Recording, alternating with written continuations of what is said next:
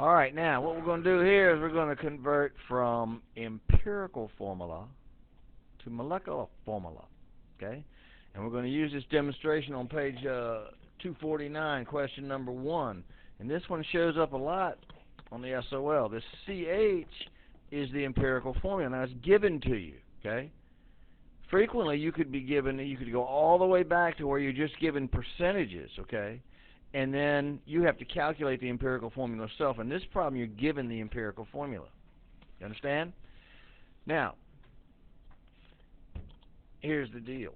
What is the relationship between the empirical formula and the molecular formula? It's very simple, hard to remember, but it's very simple. The empirical formula is the smallest whole number ratio, yes?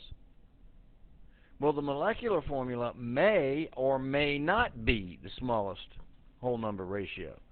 Perfect example is, for instance, sugars, okay, carbohydrates. Glucose, C6H12O6. That's the molecular formula. It's not the empirical formula. The empirical formula, okay, you would divide by 6, and what do you get? CH2O. That's the empirical formula. Okay? By the way, that's why they're called carbohydrates. Yes? So then what is the relationship between the empirical formula and the molecular formula? Sometimes called the molecular formula. Okay? Well, there is some multiple or some factor multiplied by the empirical formula that equals the molecular formula. In our example over here, it's 6. Okay? Now, the mass spectrophotometer, which is used all over the place in chemistry, is a machine, a piece of equipment that will give you, if you put a pure substance in there, a pure sample, a sample of a pure substance, this machine will be able to tell you the exact percentage of each element in the substance, and it will also be able to tell you the particle mass. Now, the problem comes in if you've got particles that dissociate, like into ions and so on and so forth, but in molecular substances, it's not a problem because the particle is the molecule, right? So, in this case, what happens is you're given the empirical formula is 1 carbon to 1 hydrogen, right? And you're given the molecular formula mass as what? 78.110 grams per mole, okay? Well, you can see that the empirical formula mass is not going to be 78, right?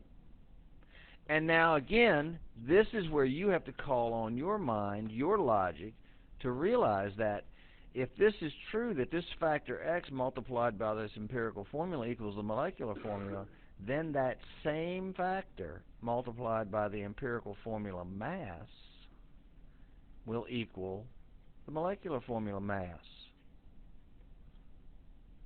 Yes? Pretty straightforward, right? And if that's true, then that factor X will equal what?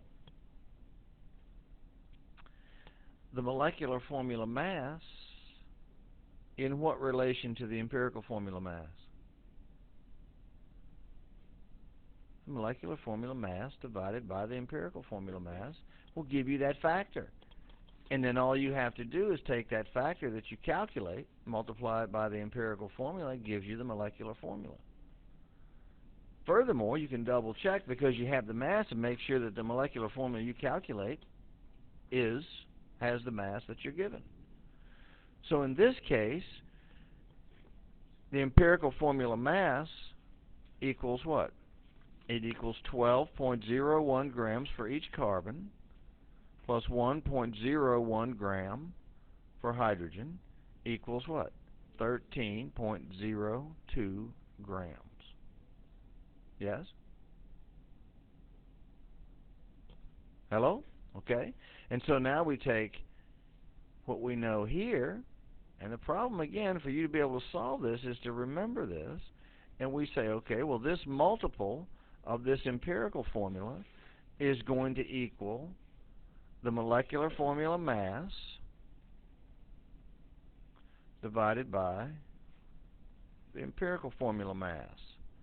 And in our case, for this problem, number 1 on page 249, it's 78.112 grams divided by 13.02 grams, and we come up with what?